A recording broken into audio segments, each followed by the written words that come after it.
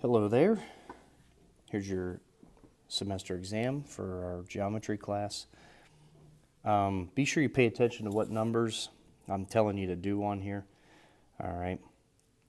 We're not doing all 30, okay? So we're going to start off though, and we are going to do number 1. Okay, I'm going to highlight that one. And the directions here it says point E is between D and F.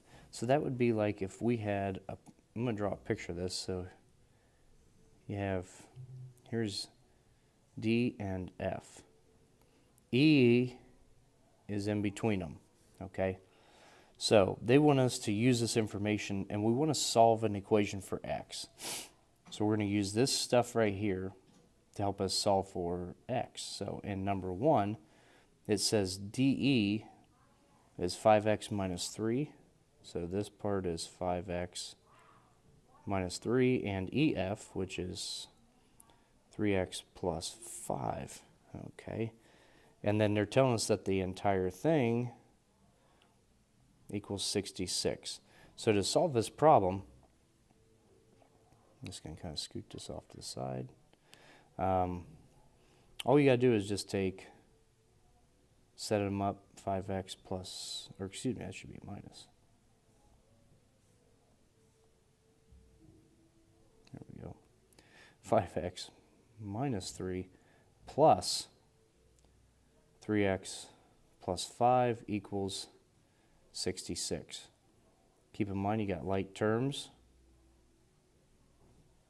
that you need to get together before you go moving things to the other side. So solve for x. All right. So that's number 1. Zoom back in here, and we're going to jump to number 5. Okay, so I'm going to highlight this one. So we're doing number 5. They want us to find the actual measurement of these two angles, like how many degrees are they actually. Let's notice that these together are making a straight line. So to set up your equation, you're going to say x minus 9 plus 3x plus 41, and set them equal to 180 since it makes a straight line. And again, make sure you are combining your like terms. There's 1x, there's 3x, there's a negative 9, there's 41. Combine those like terms first.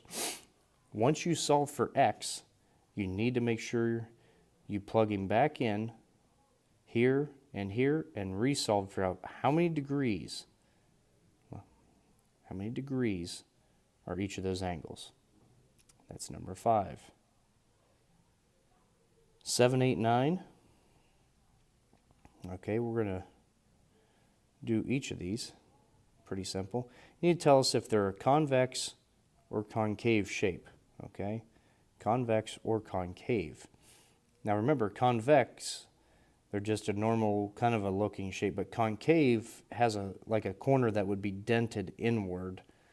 Okay, that you could walk into the cave. That's how I look at it.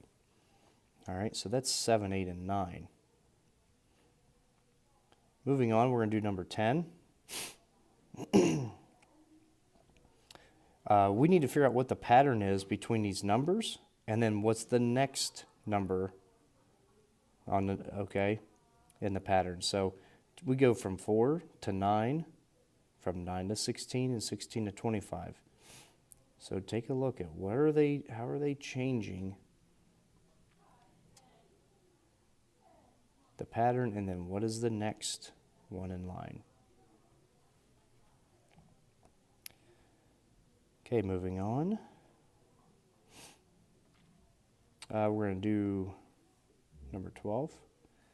If a polygon, a shape has 3 sides, then it is an equilateral triangle. Is this true or false? And if it's false, we got to give a reason why, like a counterexample. So prove to me why it's false. So if a shape has 3 sides, then it must be equilateral, meaning all sides are equal. Is that true or false? And if it's false, you got to give me an example or draw a picture. I would draw a picture if I were you. But if I were you, I'd want to be me too. Ha ha ha. Okay. Okay, guys, we're going to do 14, 15, 16 here.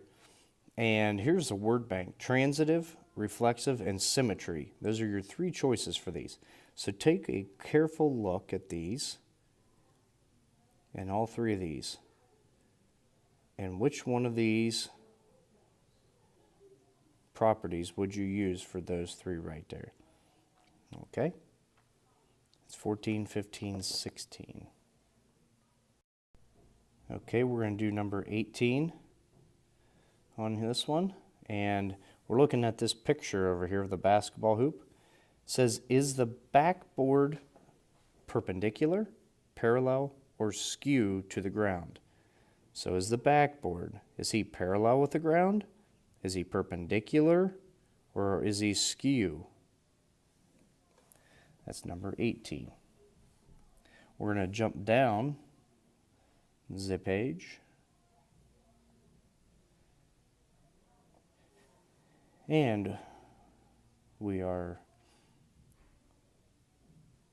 going to take a look here at, we're going to take a look at number 22. You need to figure out how many degrees this angle is and angle X as well. Now, pay attention to that. You do have a 90-degree angle right here, okay? So you should be able to take those away from 180 to get Y, and then to get X, notice that these lines are parallel, which means these two angles are called alternate interior, which means they're what to each other? Very simple. All right, next we're going to do number 23. And on number 23, those are alternate interior angles, which means they're equal to each other. So just set up your equation where they're equal to one another and solve for X. Okay, our next problem we're going to do is number 27. All right, notice that in number 27 that they're asking us to write the equation of a line. Actually, it says graph the line, I'm sorry. Yeah, we're going to graph this line through this point, -3, -1, and you're going to use that slope. Okay, so you need to graph it. If you don't have graph paper, just make a graph on your paper. All right. And let's finish up then with number 30. So, remember, this is your X, this is your Y, and that's your M. You want to plug them into Y equals mx plus b.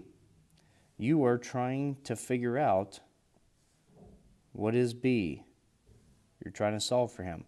So plug in these numbers over here for these guys here, solve for your b, and then rewrite it. Rewrite your final answer should be y equals something, that's for your m, times x, and then whatever the b is, positive or negative, put that sign in.